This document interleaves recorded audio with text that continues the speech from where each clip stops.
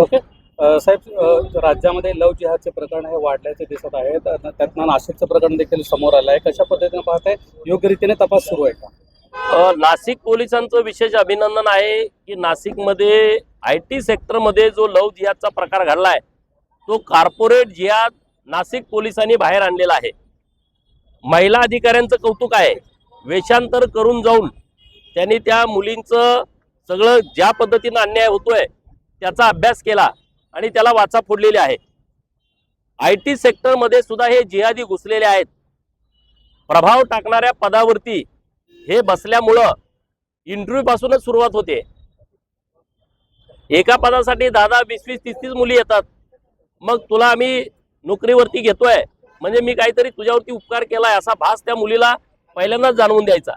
आणि मग सुट्ट्या देण्याच्या बाबत दुसऱ्या मुलींना सुट्टी नाही, ज्या मुलीला टार्गेट करायची तिला सुट्टी द्यायची, उशिरा कामावरती आली तर तिला सूट द्यायची, वीकेंडला चला पार्टी करायला जाऊ, फिरायला जाऊ, रिसॉर्टवरती जाऊ किंवा वॉटर पार्कवरती जाऊ, अशा पद्धतीनं मुलींना ते बरोबर जाळ्यामध्ये घेत होते.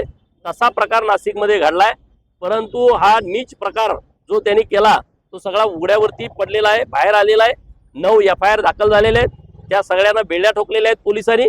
आणि आता मग चिंता वाटते की हा कॉर्पोरेट जिहाद अन्य कंपन्यांमध्ये किती झालाय याच्या संदर्भामधली चौकशी त्या कंपनीच्या प्रमुख लोकांनी केली पाहिजे. वरिष्ठ पदावरती जी लोक बसलेत त्यांनी ही चौकशी केली पाहिजे.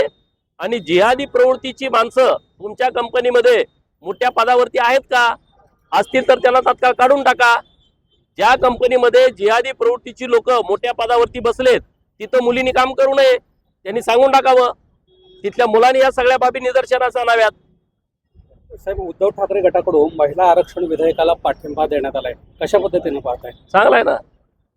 महिलांना इतकी 33% आरक्षणाची पदं जर मिळणार असतील आणि ते पण लोकसभा विधानसभेमध्ये, तर उद्धव ठाकरे सेनेनं पहिल्यांदा चांगला काहीतरी निर्णय घेतलाय असं मला वाटतंय. विरोधी पक्ष राहता कामा नये, आम्ही सांगू तेच राहते. मतदारसंघाची रचना त्याचे डॉक्युमेंट तयार झालेत असं संजय राऊत म्हणतात. नाही अजून काय त्यांना स्टेटमेंट करायची रोज सवय आहे.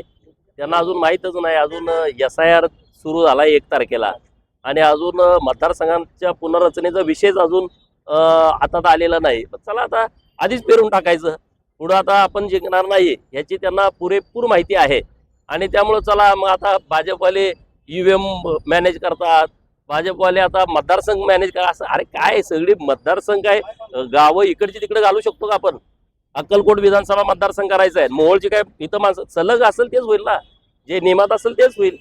नाशिकमध्ये जो प्रकार घडलाय कुठेतरी राज्यभरात देशभरात देखील असे प्रकार होत असल्याची 100% होत असतील. आई वडिलांनी काळजी घेण्याची आवश्यकता आहे.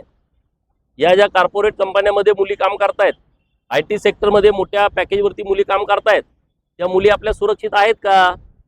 त्यांच्या कंपनीमध्ये त्यांचा बॉस कोण आहे? त्यांचे मित्रमंडळी कोण आहेत?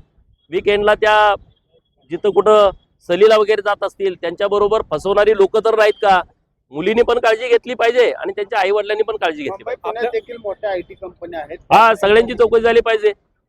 सगळ्या ठिकाणी अशा पद्धतीची कोणी लोक जिहादी प्रवृत्तीची बसलेत का त्यांची पहिली हकालपट्टी केली पाहिजे. त्यांच्या डिग्र्या ओरिजिनल आहेत का ते तपासलं पाहिजे. ते आउट ऑफ स्टेटमधून आलेत डिग्र्या घेऊन, आउट ऑफ कंट्रीमधून डिग्र्या घेऊन आलेल्या आहेत. त्या डिग्र्या ह्यांनी छापलेत का, बऱ्याच ओरिजिनल आहेत हे पण बघितलं पाहिजे की नाही बघितलं पाहिजे.